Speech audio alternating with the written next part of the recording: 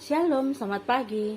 Renungan pagi Sabda Bina Umat Senin 12 Februari 2024. Firman Tuhan pagi ini terambil dari Matius 17 ayat 14 sampai 21. Demikian firman Tuhan.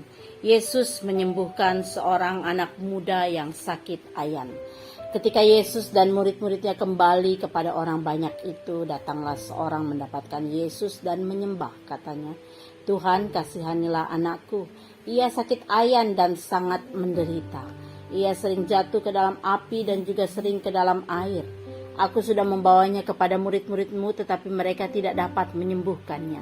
Maka kata Yesus, "Hai kamu angkatan yang tidak percaya dan yang sesat, berapa lama lagi aku harus tinggal di antara kamu? Berapa lama lagi aku harus sabar terhadap kamu? Bawalah anak itu kemari." Dengan keras Yesus menegur dia. Lalu keluarlah setan itu daripadanya dan anak itu pun sembuh seketika itu juga.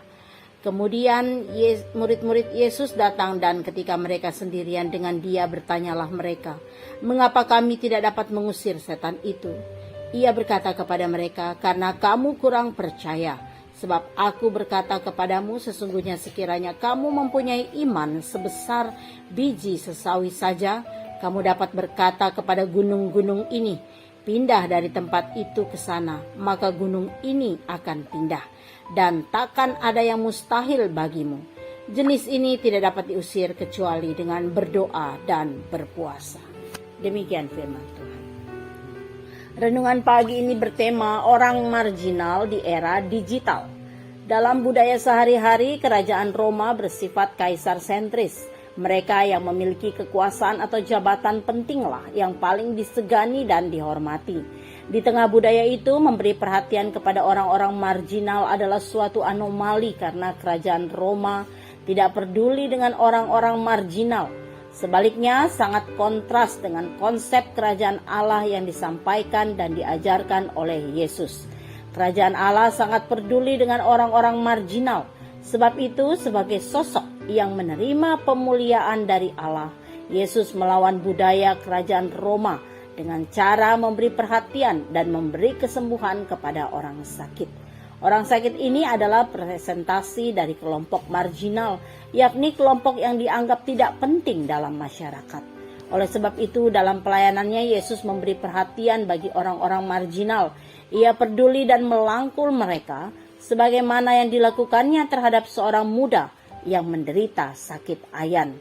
Tindakan Yesus menyembuhkan orang muda yang sakit ayan adalah penegasan bahwa mereka yang tidak diperdulikan oleh kerajaan Roma merupakan orang-orang penting bagi kerajaan Allah.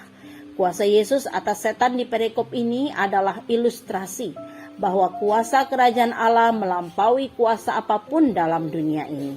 Yesus hendak membuktikan bahwa tiada kuasa dalam dunia ini yang mampu menandingi kuasa Allah selain Allah sendiri. Di era teknologi yang semakin canggih, masih ada saudara-saudara kita yang marginal. Tanpa disadari, kesenjangan itu semakin terlihat. Dengan kata lain, yang kaya semakin kaya, yang miskin semakin miskin.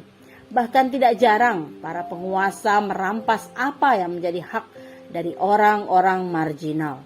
Orang-orang marginal sering diabaikan dan dianggap sebagai pengganggu atau pembawa masalah. Karena itu, kepedulian terhadap orang-orang marginal penting dalam kehidupan bergereja dan berjemaat.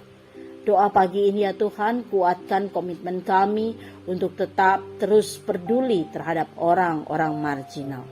Amin. Demikian renungan pagi ini, selamat beraktivitas. Tuhan Yesus memberkati.